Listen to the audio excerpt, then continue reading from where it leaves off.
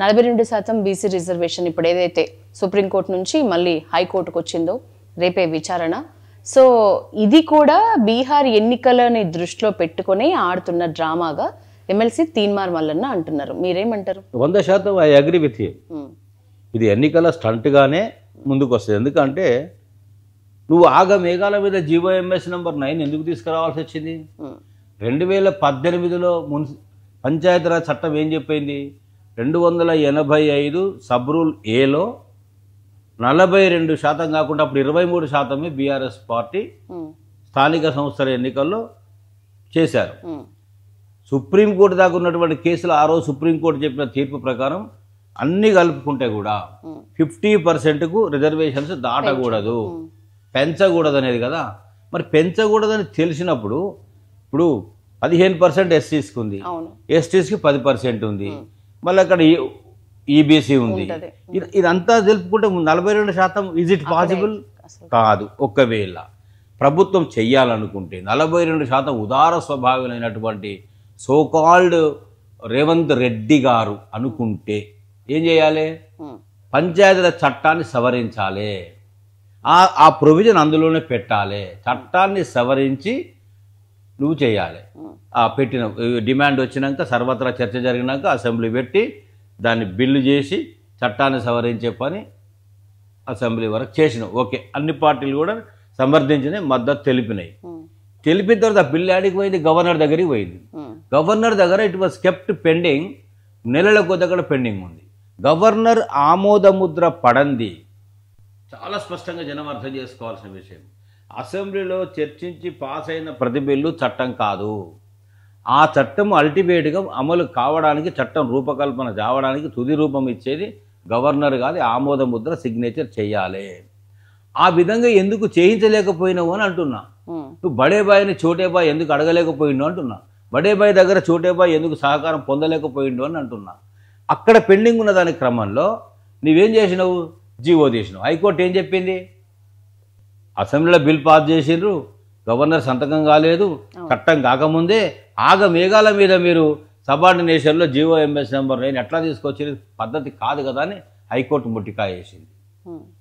ఇప్పుడు సుప్రీంకోర్టులో కేసు ఉంది, హైకోర్టులో కేసు ఉంది. అట్లా అని సుప్రీంకోర్టు కూడా పూర్తి స్థాయిలో వ్యతిరేకించలేదు. దీని అర్థం ఏంటి సార్? మరి సుప్రీంకోర్టు ఏం చేయలేదమ్మా. సుప్రీంకోర్టు ఏమన్నదంటే హైకోర్టులో ఆల్రెడీ ఒక కేసు పడింది, బుట్టంగారి మాధవరెడ్డి కేసు వేశారు. హైకోర్టులో ట్రయల్ ఉంది అన్నప్పుడు డేట్ పడ్డప్పుడు హైకోర్టులో కానప్పుడు ఇక్కడికి వస్తే బాగుంటుంది. మధ్యలో ఒక కోర్టు ఉన్నప్పుడు ఏకాఏకి మా దగ్గరికి రాకూడదు. జ్యూరిడిక్షన్ ఇది అయినప్పటికీ కూడా ఆ జ్యూరిడిక్షన్లో ఏం తేలుతుందో చూసుకున్నాక సుప్రీంకోర్టు జ్యూరిడిక్షన్ మీరు రావాల్సిన అవసరం ఉందని అడ్మిట్ చేయలేదు, పిటిషన్ అడ్మిట్ చేయలేదు, రిజెక్ట్ అయ్యింది. దాని మీద తీర్పు వచ్చినట్టు కాదు. చాలా మంది తెలియక ఏదో అనుకూలమైంది అని కొందరు, వ్యతిరేకమైందని కొందరు అనుకుంటారు. అసలు ఈ పిటిషన్ అక్కడ అడ్మిటే కాలేదు. Petition was rejected in supreme court. అంటే విత్ సుప్రీం కోర్ట్ డైరెక్షన్ హైకోర్టుకి వెళ్ళాలి. హైకోర్టు ఇదంతా కూడా నడుస్తూ ఉంది. వాళ్ళు 8వ తారీఖు డేట్ వేసిండ్రు. షెడ్యూల్ ఈ లోపల స్థానిక ఎన్నికల షెడ్యూల్ వచ్చింది. షెడ్యూలు వచ్చిన తర్వాత 9వ తారీఖు నోటిఫికేషన్ ఇద్దాం అనుకున్నారు. అంటే 8వ తారీఖు నాడు జడ్జిమెంట్ వచ్చేది, 9 నోటిఫికేషన్ ఇద్దామని. అంటే మరి ఎలక్షన్గా స్టేట్ ఎలక్షన్ కమిషన్ ఎట్లా అనుకున్నాడో నాకు అర్థం కాదు. అంత పెద్ద సబ్జెక్టు, రాజ్యాంగంతో ముడిపడినటువంటి విషయము ఇట్లా వినంగానే అట్లా జడ్జి ఇచ్చేస్తాడు, తెల్లారు నోటిఫికేషన్ ఇస్తావాను. సో రేపు 8వ తారీఖు ఇంత మేఘాల మీద చేయాల్సినటువంటి అవసరం ఏముంది? అంటే ఒక క్రెడిట్ గేమ్లో భాగంగా మేమే ఇచ్చినామంటే మేమే ఇచ్చినాం, మేమే చేసినామంటే మేమే చేసినామని దాంట్లో భాగంగా అసలు మూలాలు మర్చిపోయి పైన చేస్తున్నట్టే కనబడుతుంది. ఈ 42% రిజర్వేషన్ విషయంలో మన రాష్ట్ర ముఖ్యమంత్రి ఇమేజ్ బీసీలో పెరగలేదంటారా? మోసం చేస్తున్నాడు, పచ్చి మోసకారి. ఏది గజకర్ణ, గోకర్ణ, టక్కు, టమారి, గారెడి విద్యలన్నీ ఉంటాయి కదా, మాయళ్ళ మాటల మరాఠీగా మాత్రమే చేస్తున్నాడు ఆయన. ఈ మోసాలు, ఈ మరాఠీ విద్యలన్నీ చూసినాము. అందులో భాగంగానే మన రిజర్వేషన్స్ బీసీల విషయం కూడా వాడుకుంటున్నాడు. ఎట్టి పరిస్థితుల్లో రేవంత్ రెడ్డి గారు కానీ, జానారెడ్డి గారు కానీ, కోమటిరెడ్డి వెంకటరెడ్డి గారు కానీ వీళ్ళంతా కూడా బీసీ వ్యతిరేకులు పనిగట్టుకొని నష్టం చేస్తూ ఉన్నారని అదే తీన్మార్ మల్లన్న ఎన్నోసార్లు మాట్లాడిండు కదా. కాంగ్రెస్ ఎమ్మెల్సీ అయ్యుండి కూడా నిరసన తెలిపి ఈ కులగణన తప్పని చెప్పిండు కదా, లెక్కలతో సహా రుజువు చేసిండు కదా. అంటే నేను ఎందుకంటున్నా, నాకు రాజకీయాలు దాని మీద నేను మాట్లాడదలుచుకోలేదు, కానీ నిజంగానే చిత్తశుద్ధి మీకు ఉండి ఉంటే గవర్నర్ సిగ్నేచర్ చేయించి చట్టం చేసి జీవో తీసుంటే కోర్టుకు పోయినా ఎక్కడికి పోయినా నిలబడేది, బీసీలకు మేలు జరిగేది. సరే, ఈ గందరగోళం ఎట్లా ఉన్నా కూడా ఇప్పుడైతే రిజర్వేషన్స్ ఈ 42 తోటే లోకల్ ఎలక్షన్స్ వచ్చింది, ప్లస్ ఇప్పుడు లోకల్ ఎలక్షన్స్కి ముందుకు వెళ్తున్నారు. స్థానిక సంస్థల ఎన్నికల కోసం ఆల్రెడీ ఏర్పాట్లే కాదు అడుగులు కూడా పడుతున్నాయి. మరి దీన్ని ఎట్లా చూడాలి? నేను అనుకుంటున్నామ్మా, 42%తో బీసీ రిజర్వేషన్స్ సాధ్యపడే అంశం కాదు. ఇక అంతకుముందు 23% సాధ్యం అయ్యింది. ఈ 42% సాధ్యపడాలని అంటే చిత్తశుద్ధి లోపం లేకుండా గవర్నర్ దగ్గర సంతకం చేపించి చట్టం చేసి మళ్ళీ రివైజ్డ్ జీవో తీసి షెడ్యూల్ కూడా మార్చుకోవచ్చు, నోటిఫికేషన్ డేట్ మార్చుకోవచ్చు.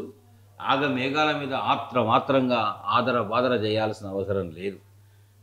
నిజంగా ప్రయోజనం దక్కాలంటే 4 రోజులు లేట్ అయినా నిదానంగా చేయాల్సిన పరిస్థితి ఇప్పటికి ఉంది.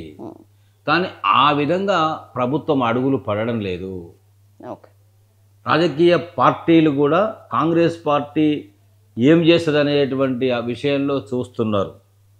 నేను అంటున్నా ఇక్కడ నేను తప్పు కూడా పడుతున్నా. అసెంబ్లీలో మీరు బిల్లుకి అందరికి కూడా మీరు ఆమోదం తెలిపారు, ఓకే, మంచిగానే చేశారు.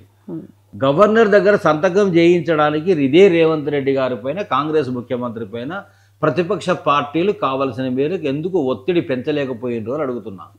బీసీ కుల సంఘాల నాయకులు రేవంత్ రెడ్డి గారిని నిమ్మలంగా ఎట్లా ఉండనిచ్చారు, ఎట్లా తిననిచ్చారు, ఎట్లా వడనిచ్చారు, ఇన్ని నెలలు 3 నెలల కాలం ఎట్లా గడిచిపోయిందని నేను అడుగుతా ఉన్నా. మీరు బిల్లు చేసి అక్కడ పడేయడం కాదు, దాన్ని సంతకం చేసి బయటికి తీసుకురావడం మీ బాధ్యత. యూ డూ ఆర్ డై, ఏం చేస్తావో చేయని ఎందుకు నిలబడలేకపోయినరు అంటున్నా. తీవ్రస్థాయిలో ఉద్యమదారి ఎందుకు పట్టలేకపోయినరు అంటున్నా.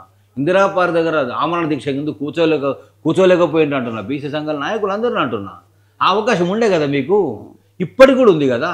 ఒత్తిడి పెంచండి, ఒత్తిడి వేస్తేనే ఈ పాలకులు వింటారు తప్ప ఏదో అలా జరిగిపోద్ది అనుకుంటే అలా జరిగే విషయం కాదు. ఇది జటిలమైన సమస్య. ఇది తెలంగాణ హైకోర్టులో కూడా రేపు ఒక డ్రామానైనా సార్, తెలంగాణ హైకోర్టును మనం అసెస్ చేయలేము, అంటే ప్రిడిక్ట్ చేయలేము, అంచనా వేయలేము. కానీ ఏమి రాబోతుంది అని అన్నప్పుడు లీగల్ శాంటిటీ చూసుకున్నప్పుడు చట్టం ఏంది, చట్టం ఎట్లుంటుంది, జీవో ఎట్లుంటుంది, ఏ మేరకు అది నిలబడగలుగుతుంది అన్నప్పుడు గత అనుభవాలతో మాకు తెలిసిన విషయం సుస్పష్టంగా మా service rules, after all service rules, ఏకీకృత సర్వీస్ రూల్స్ అని teachers, government teachers, panchayat teachers, హైదరాబాద్లో మేమంతా గవర్నమెంట్ టీచర్స్, ఊళ్ళల్లో పనిచేసే వాళ్ళంతా పంచాయతీ టీచర్స్, కావాల్సిన ప్రమోషన్ ఇద్దరికి కలిపి ఇవ్వాలన్నప్పుడు ఇద్దరికి కలిపెట్టి సార్ మాకు ఇవ్వాలి, వాళ్ళకి ఇవ్వాలని అంటే ఈ పంచాయతీ 30 ఏళ్ళ నుంచి నడుస్తుంది, ఇప్పటికి పరిష్కారం కాలే. దాని మీద ఆర్డినెన్స్ ఏం చేసిండు మన రాజశేఖర రెడ్డి గారు, ఆర్డినెన్స్ తీసుకొచ్చిండు, హైకోర్టు గంటలు కొట్టేసింది, నిలబడలే. ఇది నిలబడే పరిస్థితి కాదు, ఇది చాలా జటిలమైన సమస్య. ఇది రాజ్యాంగ మూలాలతో ముడిపడి ఉన్నటువంటి సమస్య కాబట్టి జాగ్రత్తగా చేయాల్సిన పరిస్థితి. చూడాలి. నిజంగానే మీరు అన్నట్లు చెప్పలేము, హైకోర్టును ప్రిడిక్షన్ చేయలేము. కొంతమంది సుప్రీంకోర్టు పిటిషన్ ఏదైతే డిస్మిస్ చేయగానే, రిజెక్ట్ చేయగానే తప్పుపడతా ఉన్నారు. అట్లా కాదు కదా. నిన్న chief justice of India Gavai మీద దాడి చేశారు. అంటే ఒక జడ్జిని తప్పుపట్టి దాడి చేయడం అనేటువంటిది కరెక్ట్ కాదు. ఆ జడ్జిమెంట్ రావడానికి ఆ వాదన లోపల, ఆ న్యాయ పరిధి లోపల సమస్య కరెక్ట్గా ఉందా, మూలాలు కరెక్ట్గా ఉన్నాయా, సరైన దారి ఉందా, ల్యాప్సెస్ ఉన్నాయని ముందే చూసుకొని పిటిషన్ ఫైల్ చేయాలి. ఎందుకు రిజెక్ట్ చేసే సుప్రీంకోర్టు?